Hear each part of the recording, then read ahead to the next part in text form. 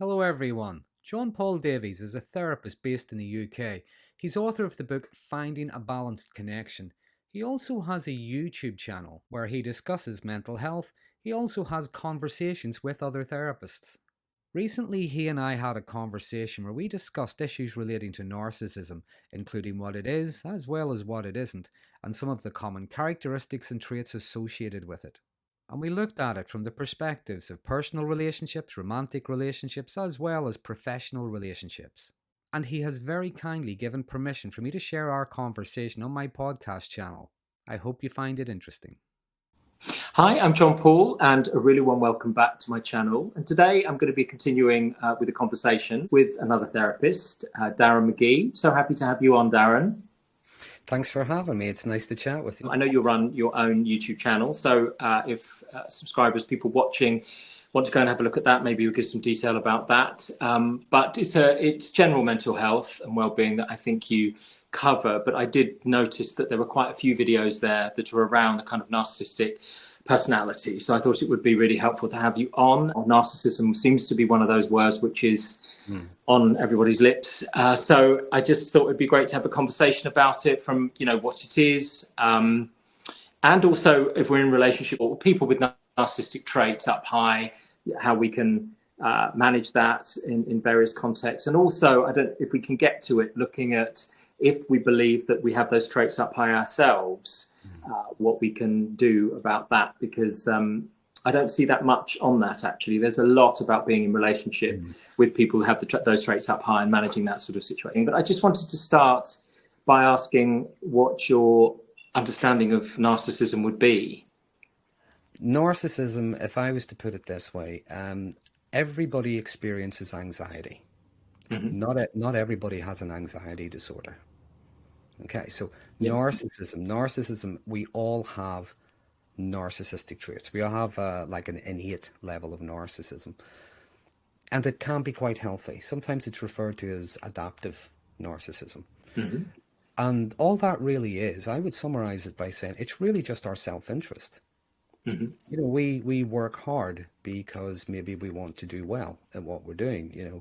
We go on a date with someone. We hope they're going to like us. Yep. Sometimes, I've heard it said that sometimes even our narcissism at its very, very lowest, it's very basic. It's just our survival instinct. So we all have a level of narcissism. Sometimes with some people, the narcissism, if you will, it starts to increase. It's like a spectrum, just like the anxiety. It's like a spectrum. So we have a normal healthy level, and that might move up into, someone who's just very self-absorbed. Every conversation is about them. They just like to tell you about themselves. And you just continue moving through that spectrum, if you will, that continuum, up to where you might get like a personality disorder. Now, a disorder I often think of as you think of the impact something has on someone's day-to-day functioning. Yet the impact it has on their relationship with the world around them as much as with themselves. When we get to that level, there's a lot of different things. But what you might meet is someone who has a very huge sense of entitlement. They believe they are special, they are unique, they are fabulous, they are worthy of your admiration, your attention, and so on. They don't run the race and get the medal because they won. It's almost like the medal is theirs by right. Yeah. And if someone else wins, they obviously won nefariously. They cheated somehow. So there's that huge sense of entitlement. They can be very disagreeable. There is also a lack of empathy. I think that's the biggest one that people recognize, the lack of empathy for other people. But a lack of empathy doesn't mean no empathy. Sure. They might have some empathy. They, again, depending on where they are on that spectrum, they might know exactly what they're doing, but they might not necessarily understand the impact it has or why someone would be upset, because don't forget, I'm entitled. Or what I feel is much more important. Why aren't you seeing it this way? And then you get them in more dark personality types, like which we can talk about later on if you want. Sometimes they know exactly what they're doing. They get a kick out of it. They enjoy it. They just enjoy other people's misery, and that's maybe more a sadistic side. Yes. Dark personality type. Yeah.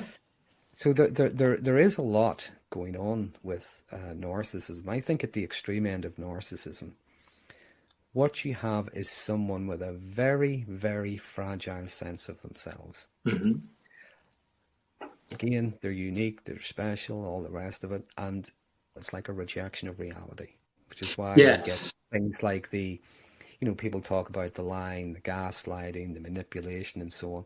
Yes, that is to control others to some degree, but it's also to protect that very fragile sense of self. Sure.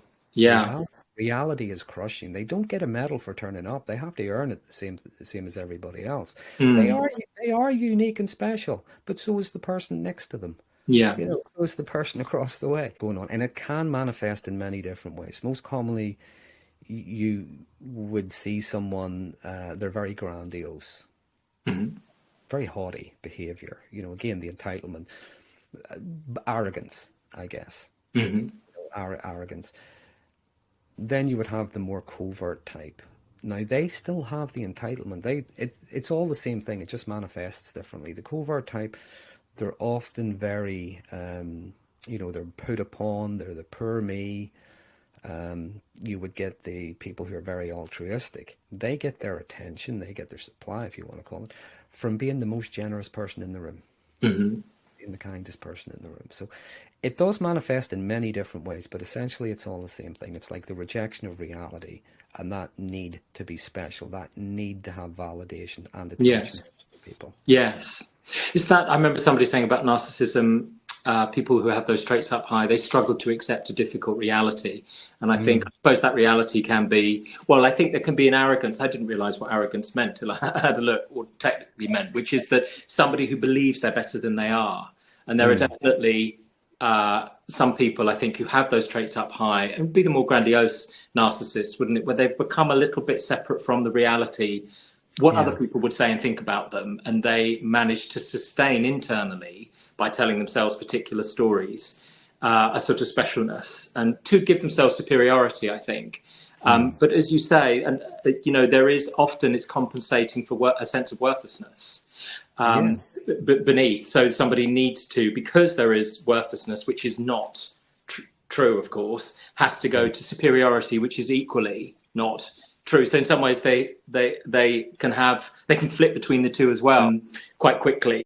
It's also interesting you said about survival, that somebody says that that people who have those traits up high are occupying that survival part, because I can really see that they're always working out whether somebody's dangerous or not. That's the main preoccupation, again, to them, isn't it? That's the focus of it. The way I would look at it, the sort of model is that we have the survival part, and then we also have a part which is about the drives and rewards, but competition and comparison and winning.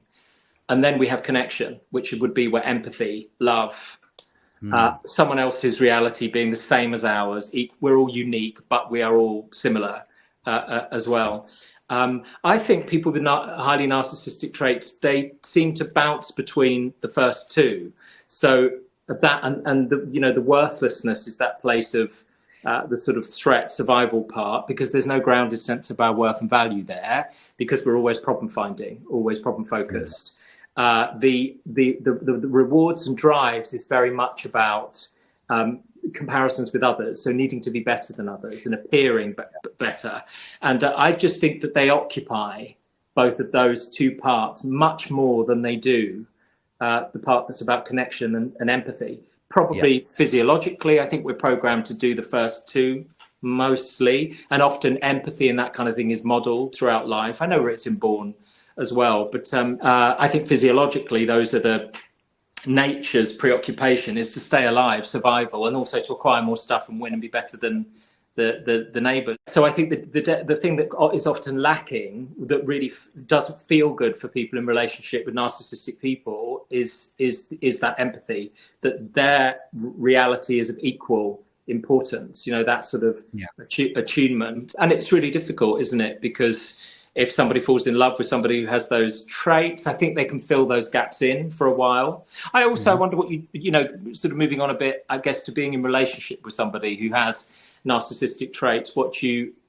suggest about that, both in perhaps a romantic context, and also in, say, a work context. It's always interesting to look at that for people, because I think, if you're looking at romance, the quality that most people would be looking for is to love and be loved. And if somebody is not occupying that place of connection very much at all, love is pretty much impossible. It only sits there. So it can be very distressing. What about that? What if somebody thinks they're in a relationship with somebody who has those traits up high? What would you say about that? Well, again, even when the traits are up high, again, because it's a spectrum, if you think of a spectrum, what you're looking at are many different colors, many different shades, many different tones, many different blends, many different intensities.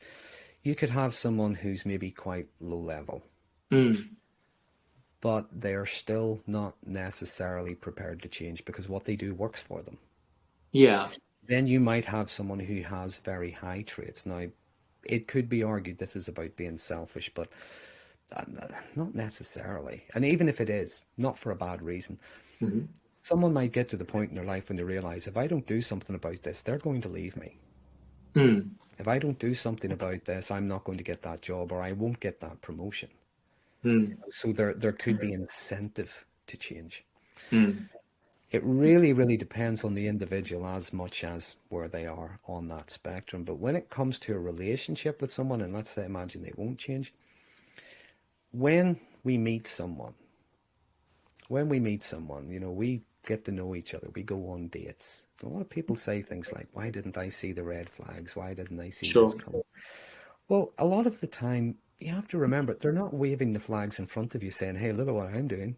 They're not doing that. A lot of the times they can be very subtle. Other times, I think what might be going on is, again, it's the defensive thing. I need you to see this version of me. And that's the bit we fall in love with. Yeah. But that's very hard to maintain. At the very core of all of us, I think we have this need to feel as if we are important or significant to somebody. We all have it. That's why we get a partner and so on. And when you feel significant and important to someone else, the world's a lovely place. There's no touching you. Everything's amazing. When someone is very significant to you, but your significance to them is very conditional, that's not so healthy. I have to, again, you meet that person, you go on that date with them, you're doing what you're doing, and you're getting to know each other. You're not seeing the red flags. If that person was to sit down and say to you, do you have friends? Right, well, I don't want you having friends, because if you have me in your life, there's no room for anyone else. I'm the center of your universe. What about your family? Do you get on with them? Well, you know what? I haven't even met them yet, but I've decided that they hate me. So we're not going, I don't want you seeing your family either. And again, when you get into that dark personality type, it'll be difficult for me to manipulate and control you if you have healthy relationships with others. So let's rule that out. We don't want you having other people. Sure. And then they start saying things like, I don't like your hair like that, by the way. I prefer, blondes, or I prefer, brunettes or whatever. Cut it short or grow it long, and don't wear blue. I don't like blue. Wear black from now on. It's my favorite. If someone was talking to you like that, even on a first date, there isn't going to be a second one. So we don't see that. And what happens is we start to fall for the very, very attractive qualities. One of the things that happens towards the end of a relationship is people are maybe, they're ending it, they're trying to break away. They find that very difficult because, among other things, it's hard to separate the fact that this person does have very attractive qualities. They might be intelligent. They might have an amazing sense of humor. They might have an ability to be spontaneous. They might have, they might be very ambitious, conscientious at work, Yeah.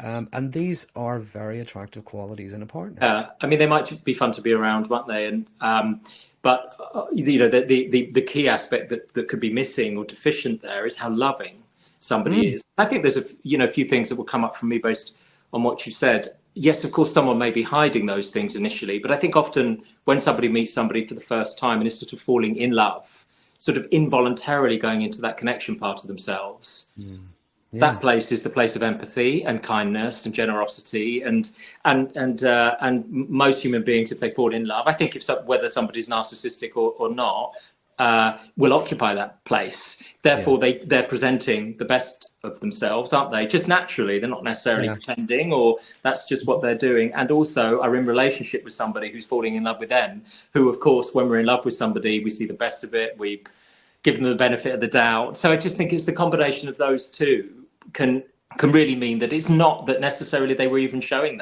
those qualities, which I think that can make it quite difficult, can't it? Sometimes people do say they overlooked something. If they think back, there were signs of that. Yeah. But I do think often people are quite different when we're falling in love. But then over time, those chemicals kind of dissipate, I think, and we revert to our kind of usual ways of attaching and being with people. And that's when those signs start to come. The other thing, I suppose, that would come up for me is funny, clever. You know, they're all attractive qualities in other human beings, aren't they? But if somebody has highly narcissistic traits, I think the thing that isn't as lacking is to be loving, to the extent that loving is about attunement, empathy, kindness, forgiveness, whatever those qualities might be. And I also, perhaps we could talk about the kind of personality types that may get into relationship with people who have that kind of grandiose narcissism as well, because some people may never have had that in their lives. Actually, I think that's sometimes also why they don't spot it. If you look back at their early experience, for example, there wasn't necessarily the attunement. There wasn't the empathy. Somebody was there and present, but it wasn't necessarily that they were being loved in sort of with the qualities that we might hope, being seen, heard, attuned to, those kind of things. So I think that can be a factor as well. That's not blaming anybody for getting into a relationship with the kind of victim blaming kind of thing, but I think that can be a factor as well. That sometimes, and again, whenever we fall for someone and we're forming relationships, now, there may be, even with the healthiest, loveliest relationships in the world, there may be qualities and little things we don't like. Some people, it's the old expression to talk about unfinished business. It's like we have unfinished business. I can't remember who it was. It was Ruth Ann Harper told me, someone had commented, talking to her, we marry our unfinished business. We might meet someone and they have very attractive qualities, but even though the little things we might not like, it's like we think we can bring out the best in them. We can, we admire the confidence, overconfidence, but we think it's confidence. We don't necessarily recognize the arrogance. We recognize that and we think I can bring out the best in them, where they can, they can be confident in this, that, and the other without this bit, without the angry bit, without the vitriolic bit, without the entitled bit. So we think we can bring out the best in someone, or we might meet someone, they could be the covert type, again, the perpetual victim, everything's so unfair and look at me, and we think we can rescue them. There's an element of narcissism which isn't really talked about much. I've talked about it once or twice, and that's how they sometimes struggle with intimacy. Now, I'm not just talking about sexual intimacy. I'm talking about that, the intimacy where we feel safe to expose parts of ourselves, the parts of us we're not happy with, the parts of us we struggle with, our failures. We can be vulnerable if you want. We can be vulnerable with someone. People with very strong narcissistic traits struggle with that, because if you remember, they're perfect, they're flawless. Okay, now even the covert types that are saying, I'm weak and helpless, there is still an underlying, if you will, level of grandiosity. With the intimacy, to allow someone to be emotionally close, they might see the parts of me that I don't want people, the parts of me I won't even look at. The parts of me I will deny, which is why we often get the barriers, the obstacles. Someone is talking about actually their needs. I have needs too. I would like whatever. For the narcissistic person to maybe, try to meet those needs, it can almost, sometimes it might feel as if they're having to surrender some kind of power or something. I don't even know how to phrase it, but do you know what I mean? They're having to give something up. So again, what you find is that withdrawal even further, and then there's more conditions. I will give you this whenever you're more like that. Well, I am being more like that. Yes, but you're not being like that enough. or you're not thinking the right thought while you're doing it, or I need you to do this as well. So there's this never ending list of conditions that we have to meet. The love is conditional. Yeah. And we can sometimes, eventually someone might wake up and they realize they are just a shell of their former selves. They have given everything for little to nothing in return. Again, could be for a variety of reasons, but I do think one of the reasons, probably the biggest one, though I stand to be corrected, is that fear of intimacy, that difficulty with intimacy. Because even meeting another person's needs, you're having to acknowledge them. And even to apologize for something, well, that would have to mean you're having to admit you did something wrong in the first place. Which, again, the rejection of reality. I can't admit fault. I can't admit flaws. So it's a lot of the behavior, I think, it kind of creates a bit of a negative feedback loop in itself. Yeah, definitely. Yeah. And I think, for some people, it's not even a won't, is it? When I realize I have done this, but I'm just not going to say sorry. I think if we see the world from that survival place, it's always victim perpetrator or victim persecutor, isn't it? Yeah. Or two choices. And it's usually I'm being victimized somehow. But that's if that's what our brain sees, that's what our brain sees, isn't it? And then I suppose if you look at the drives, it's about winning. So neither of those places, they're not going to want to bend the knee in an argument because they've somehow become inferior, which I suppose sends somebody into worthlessness.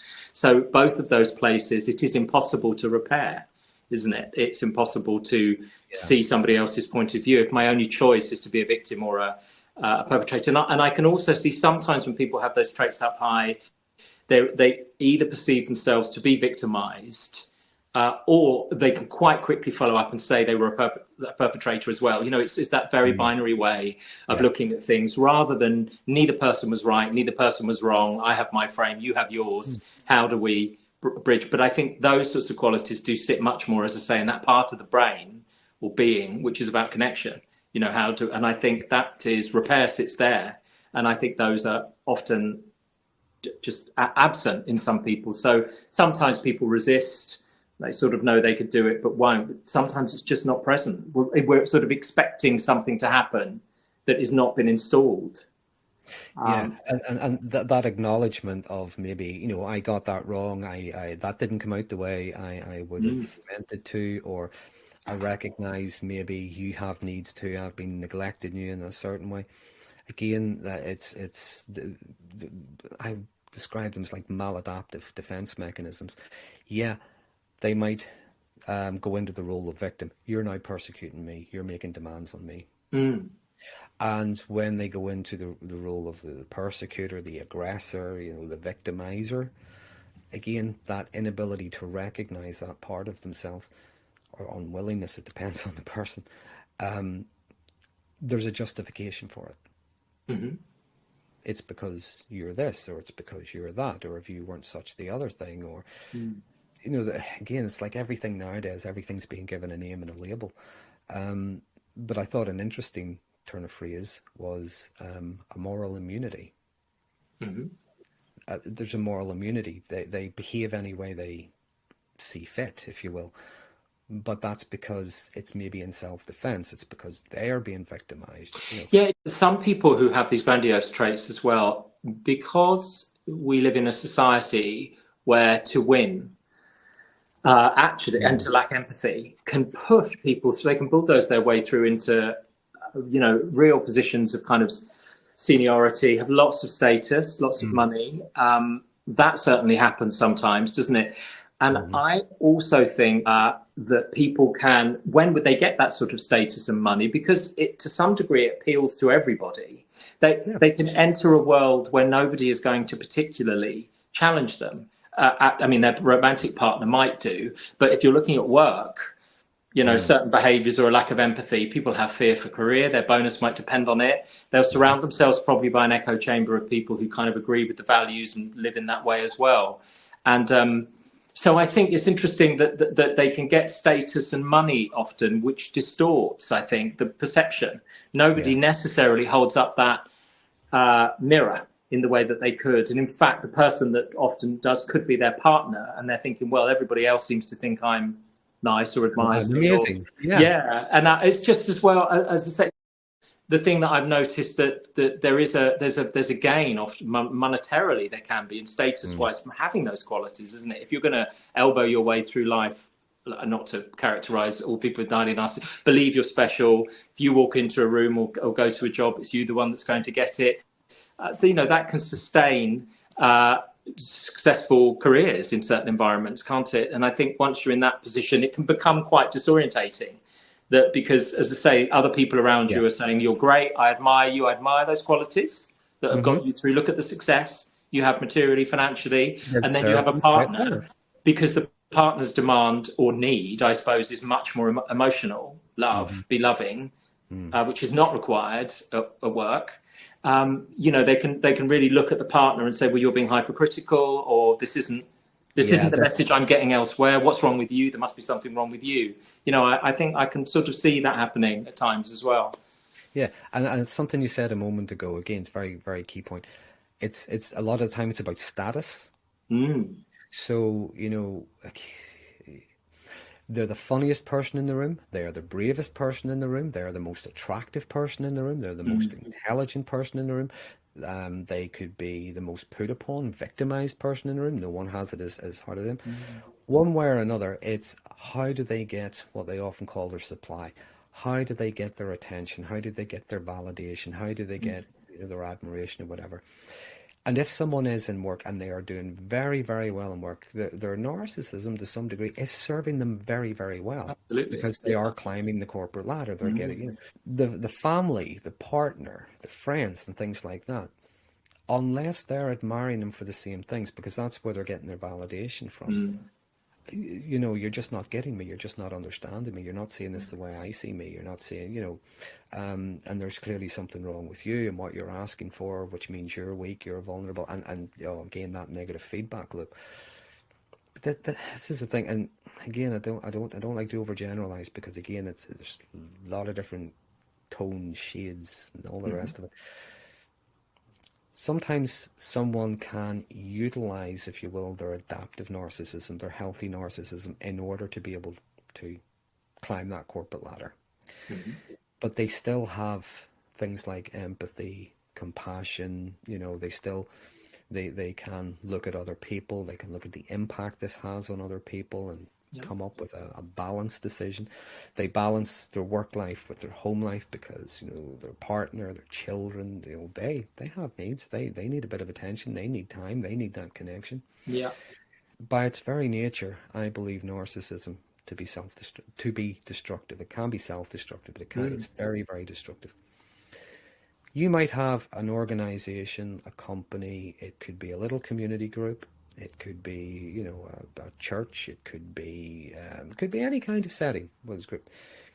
And when these personality types get involved, you know, they tend to climb over everybody to get to the top. They like to own it, you know. And it's not that they want to make things better. Sometimes they might believe it's better. It's more like they want to recreate it in their own image. And that's when these things start to, if you will, they start to deteriorate. They're not what they started out to be. You know, the company, if you will, it could start going down the toilet. But of course, that's got nothing to do with the person who climbed over everybody to get to the top and their poor decisions. You know, it's obviously someone else's fault. You know, when people stop going to that community group, it's got nothing to do with the way they're treating people. Do you know what I mean? It tends to be destructive. It tends to destroy things, I believe, the way I phrase it anyway. It tends to destroy things from the inside. Now, that's families, relationships, businesses, companies, you know, organizations. Destroys things from the inside. If it can't do that, or if it's no longer able to do that, it'll try and destroy it from the outside. Because again, that sense of entitlement. I should be running the show.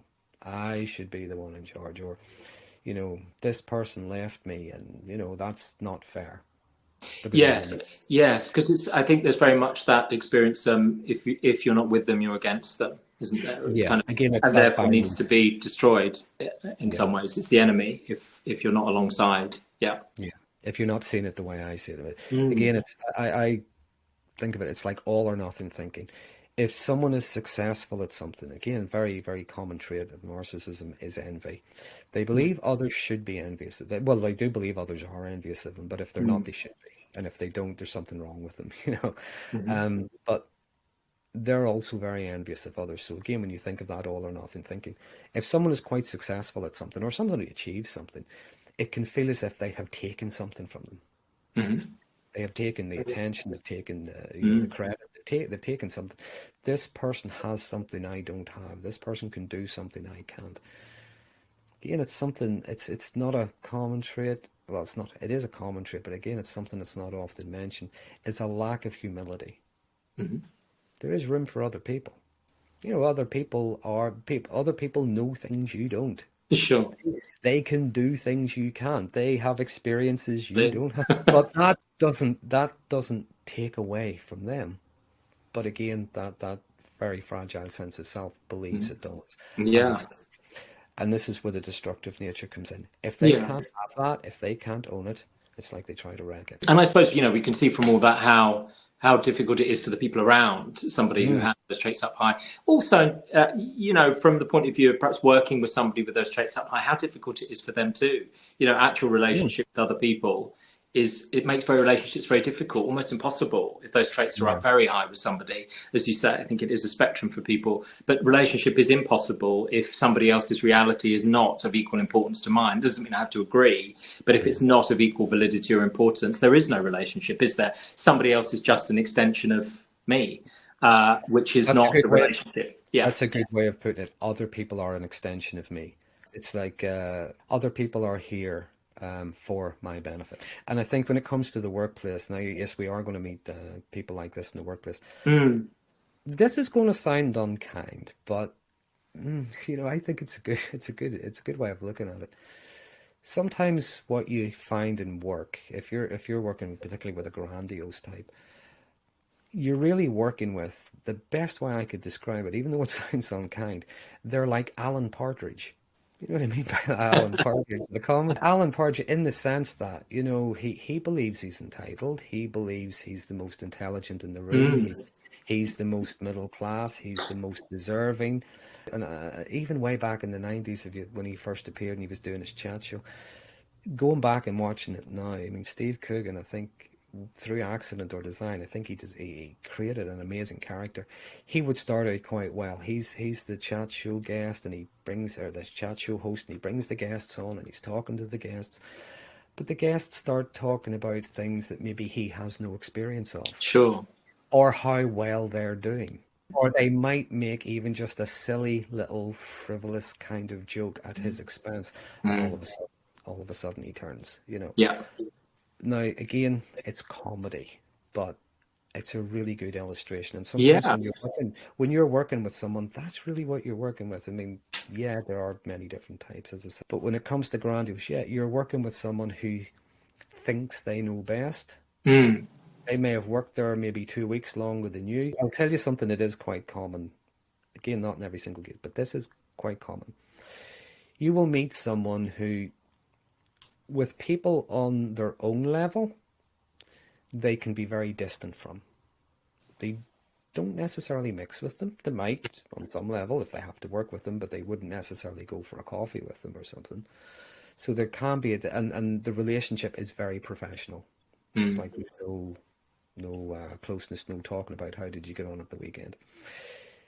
The people below them, they will either treat with contempt because they are below them, or you might find them being very super helpful, trying to do things for them and sort them out and make sure they do this, and giving them orders and giving them tasks and so on. Because again, it gives them a sense of control. The people above them, it's like their best friends.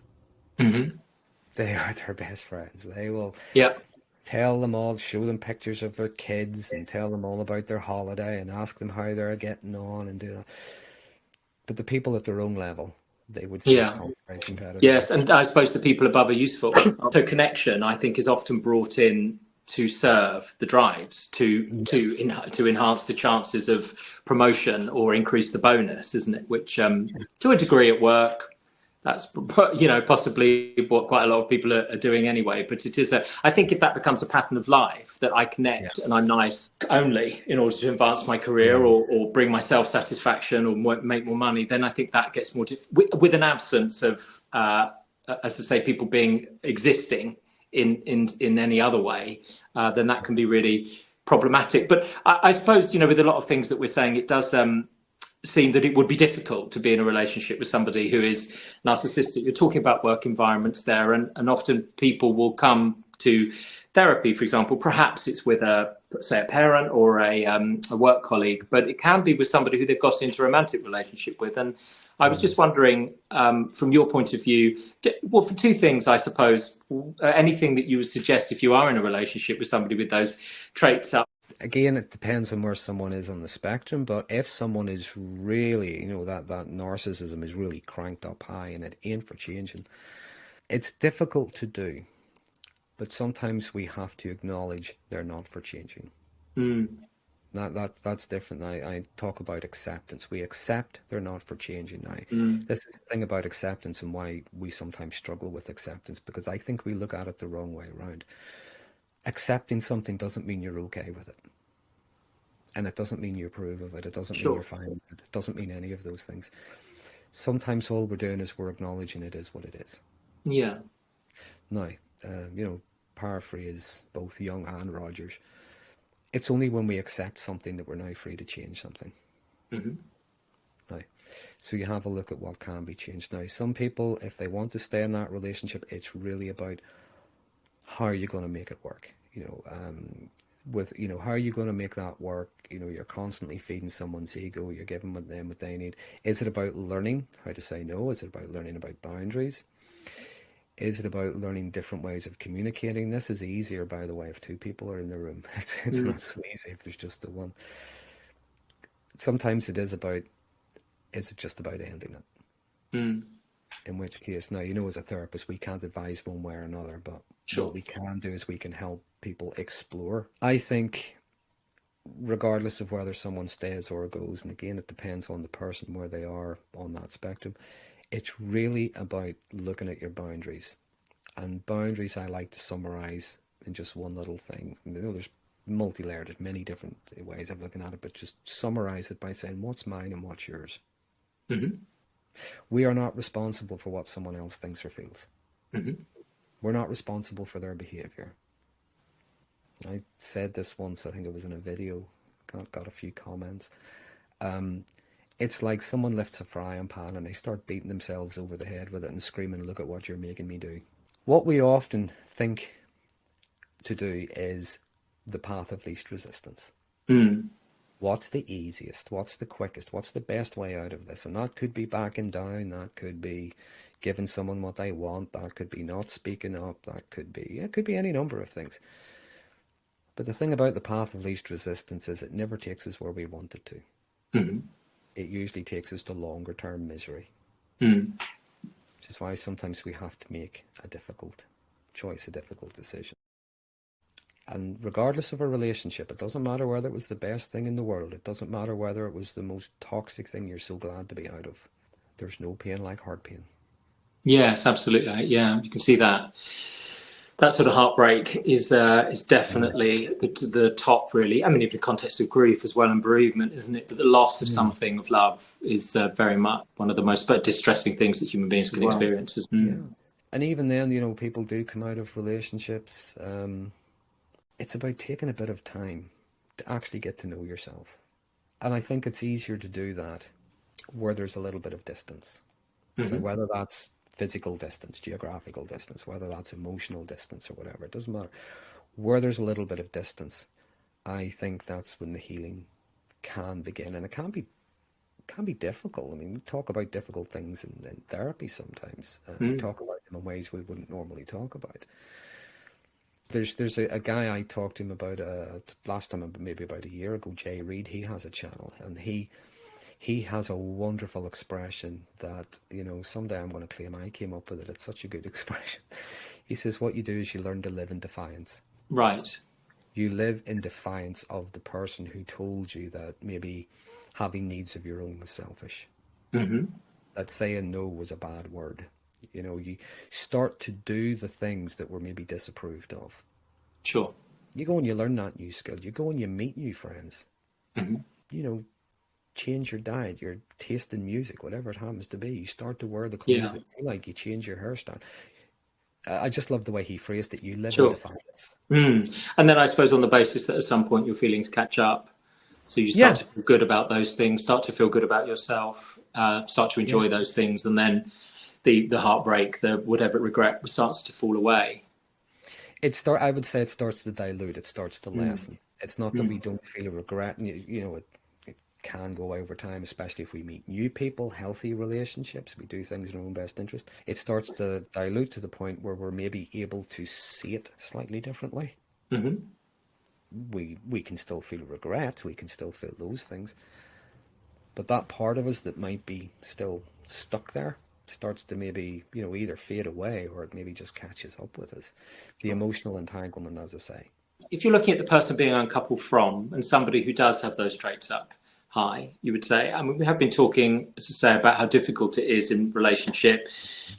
Of course, empathy for the person who is in relationship with that person, how difficult it is for them. I also think that somebody who as I say, has those traits up high does make it very difficult to have any kind of relationships in life. They might be materially successful, all those things, but for most of us, that doesn't have a sort of sustainable, sustaining sense of worth and value. So often people will, at some point, be looking around thinking, I thought these kind of more the things that come from these narcissistic traits were going to make me happy and consistently, but I realize that's not the case, but I'm not sure what else to do in some ways. Somebody who has those traits up high, is there anything that you would say to them to focus on or pay attention to? Yeah, there are different, again, many different approaches, but in CBT terms, there is what's known as behavioral activation. Okay. So we Hmm. start to behave in a certain way, so we might start to model empathetic behavior. Sure. Yeah. And we can do that and it's not that we're being false, it's not that someone's being false and they're just playing a game. No, they're starting to demonstrate empathy. If they don't understand it, Yeah. help, learn a bit of active listening. Yeah. So we can ask things that will help me to understand why this is important to you because I might not get it. Yeah. Again, with narcissism, there's this need for validation. I don't think that's the right word. I think it's more collusion. They want someone to collude with their fantasies. Hmm. So maybe said, to validate the other person's feelings. Now, when we validate someone, this is why I think validation isn't always the right word when it comes to narcissism. When we validate someone, it doesn't necessarily mean we agree with them. Well, And it doesn't completely. necessarily Yeah. mean we understand them. It just means we're Yeah. acknowledging that's how you feel about it. Yeah. So you can look at things like that and encourage a bit of curiosity as well. Being curious. We don't always have to know the answer to everything. Not just what's going on with the other person, but what might be going on with me as well. Trying to find a little bit of self-reflection. Something is uncomfortable, something is emotionally painful, emotionally difficult. Well, why is that? Again, Yeah. I'm going to quote Ruth Ann Harper as well. One of her bits of advice is go and learn to do something that you're absolutely crap at. you know, Okay. because what you're doing, when she said that, I thought that was a wonderful idea because what you're doing is you're learning a bit of humility. So you don't have to be superior in the environment that you're No, in, I suppose. And yeah. go and make a point of doing something you're bad at. Go Mm. and, something you know nothing about. You don't have to be the best. You don't have to win. There's going to be people there that are better than you. They're going to be in different levels. And if they have a joke at your expense, do you know what? Maybe take it in the good humor that it's meant at. We don't have to turn into Alan Partridge again, Mm. Um, Yes. Pay attention as well. And I say this to everybody. You pay attention because we pay attention not just to the things that work, because we can build on those, but we also pay attention to the things that don't work. Mm. Because we have to learn from what doesn't work. Sure. Yes, I mean, it doesn't work for the person who's narcissistic. So in terms of relationships, does it? So they might get through and get on and get a promotion potentially, but as far as their sense of connectedness, it could be isolated, feel lonely in environments. So it isn't. There is a significant incentive just for self, isn't there? An empathy for self, or developing that empathy for self. If somebody lacks empathy for others, Yeah. They may certainly realize the impact of things on themselves a bit, but they will not have empathy for themselves. I don't think. I will often notice that. Just as somebody did say about developing empathy and exercise for doing that as well, is that when you're talking to people, try to notice facial expressions and imagine what Yeah. that facial expression means when and what they're feeling. Which Yeah. I quite like, just quite a practical thing. So if somebody has those traits up high and they're in a conversation, what does that facial expression mean? Is somebody feeling fearful? Are they feeling love, excitement? Are they connected at that point? Sadness, or nothing? That again is developing that connection part, I think, which is putting more energy Yeah. into that part, which is trying to imagine what somebody else feels like, which I think is what a key part of empathy, isn't it? I use my imagination to imagine what somebody else feels like, whether I get it right or wrong. So that, it doesn't necessarily matter. It's that I'm trying to use my imagination to do that. And I think somebody with narcissistic traits up high is often not doing that unless that person's happiness or otherwise serves their purposes, just of itself. What you might find is they might be watching someone and studying them very closely. They're not necessarily listening. What they're doing is they're maybe picking out key phrases, and they are maybe looking at tone of voice and stuff like that. But what they're filtering through is they're trying to read, what are you thinking of me right now? Because if what somebody's saying is, critical, and it could even be constructive, or it could even be a disagreement, it could be anything. Again, what they might be saying is attack. You're attacking me, or you disapprove of me, or you're telling me I'm a worthless piece of crap. Again, engaging in that active listening, and it's hard to do. It's hard to do for most of us. When someone's talking, it's like we're not listening to them because we're already thinking of an answer. Something I would say to people is, you have to pay attention to yourself, your own needs, things like that. But you also have to pay attention to other people because, your rights, demands, your needs and all that, what do they cost others? So what you're trying to find is something in the middle to be able to negotiate. And that's not always easy to do. Sometimes that can take a long time to find that, because I think going to either extreme is not good. What you mean overly empathizing with others at your expense being the other extreme? Yeah. Well, I think that can be one of the personality types. Again, I know it's a risk of generalization, we think, that gets into relationship. So yeah, you might have that person who over empathizes. We don't like to hurt people's feelings. We don't want to, we don't want to be seen as the villain. We don't want to do that. And this person, they might be mean, but they're going through a lot. And if I was to bring out the best of them, we need to pay attention to ourselves as well as the other person and try and find something in the middle. Yes. Saying no to somebody is not, it's not an act of abuse to say no to somebody. It's not being selfish to say what you're asking for is unreasonable. Yeah. And it's not being coercive to say, well, if you're asking me for that, what will I get in return? So as you say, in relationship with somebody who has those traits up high, boundaries are an important thing. And this is where I end and you begin, always grounding your existence as another person, and not in a confrontational way, but just that you exist and you have your needs and wants, and they're separate and they're different. Just a statement of fact. Just the other thing, finishing off on people who have narcissistic traits, I remember somebody said as well that if you think you have those traits up high, they said to do sort of creative and artistic things. There's an emotionality that comes with those, and they are an expression of emotion, and seeing other people's, it's often whether it's music or art, is an expression of emotion. So in some level you're connecting with yourself but also with others on a much more emotional level, which I thought was an interesting, it sort of stayed with me afterwards. I think that sounds quite good. Yeah, absolutely. Be creative. We can journal, we can write short stories, we can write poetry, we can even think of music. We listen to like rock music or something like that, and we tend to have a lot of energy. Whenever we're feeling upset, we might put on something melancholy, so there is something, and human beings, I think we are designed, put together, evolved, whatever term you want to use, to like nice things. We like delicious food. We like beautiful sunsets. We like nice looking people.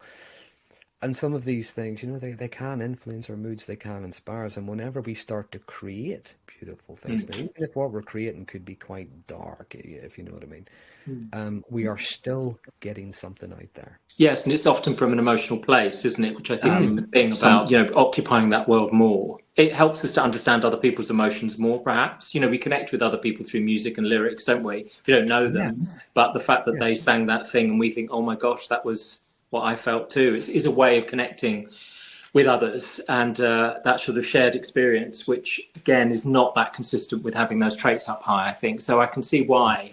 You were saying there about ways we can self-regulate, I suppose, with our example, music. But one of the things as well is having a co-regulating relationships, isn't it? And I think yeah, that fundamentally for me, that's the difficulty with having those narcissistic traits up high, is that it makes co-regulating relationships very, very yeah. difficult. So we lose the ability to have that in life, which is very distressing, not only for the person on the kind of receiving end, but also the narcissistic person themselves. So certainly working on it is the thing to do, because at least then we can have, you know, healing, nurturing, supportive relationships, which I think is so fundamental to all of us, really, and our well-being. Again, thank you so much. It's been great. If people want to listen to the channel, that kind of thing, or anything else, you know, if people want to contact you, can you just say about the channel and Oh what's... yeah, my channel. I started my channel during lockdown. Um, I talk about mental health, relationships, personalities, things like that. I left my channel. I know you mentioned about the narcissism. A lot of the stuff I do is about narcissism, and that's because I had left my channel open. I thought a good way to get engagement was to ask the audience what topics they would like me to cover. Yeah. The majority of the questions I get are about narcissism. And I think it was something you'd said earlier on. Yeah, it is something of a buzzword, and it seems to be something more and more people are aware of. But it's one of those things. I think the word's misused a lot of the time. So what I aim to do on my channel is, if I'm talking about it, talking about narcissism, what it is, but also what it isn't. You know, and I talk about the traits I mentioned earlier. You know, the disagreeableness, the sense of entitlement, you know, the lack of empathy, the haughty behavior, and so on. They're long term and they are consistent. That they are not Sure. just once in a while, because every single one of us can be disagreeable. Of Every single course. one of Yeah. us has a sense of entitlement. Every single Yeah. one of us may lack empathy in certain situations. Mm. They're long term, so that's one of the things I do endeavor to do. Sometimes I don't get it right because I'm not perfect, but I do hope I do that. So yeah, if anybody wants to have a look and see what they think. Take a look. Absolutely. Yeah. Thank you. And you take care, Darren. Well, do, and hopefully we could do this again sometime. Yeah, definitely. It'd be great. More information and mental health content can be found on John PaulDavies' YouTube channel, which goes by his name. I'm Darren Magee, and I hope you found our conversation interesting. Until next time, thanks for listening.